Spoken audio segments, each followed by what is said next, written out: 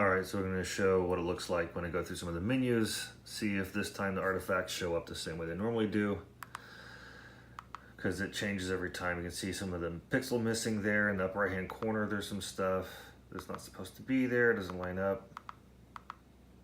Some flashing sometimes in the lower right hand corner between them.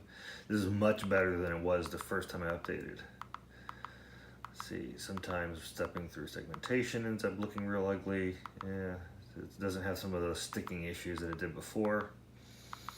Maybe it's just warmed up, but you can see obviously the border, whatever you want to call it, is wrong. Let's look through the colors. You can see some missing pixels there.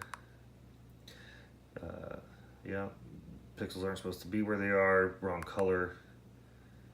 You know, some of it's red, some of it's purple. I hope that comes through all right. Same thing here. You know, some pixels in the border turn on and off. Different, you know, that's got a whole extra line in there for some reason underneath the other one in the upper right hand corner. Red is more or less normal. All right, go ahead and exit. You can see that some of those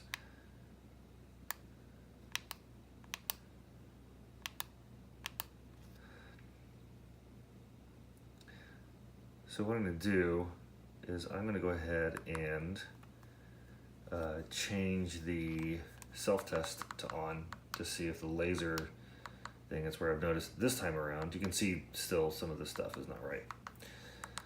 Anyway, go ahead and turn that on. Then I'll go ahead and unplug it and plug it back in again. At least the display comes on.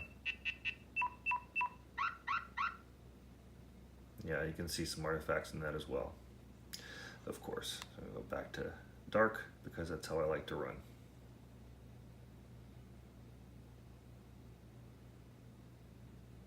Could have just stayed in the middle if they wanted to move it, but whatever.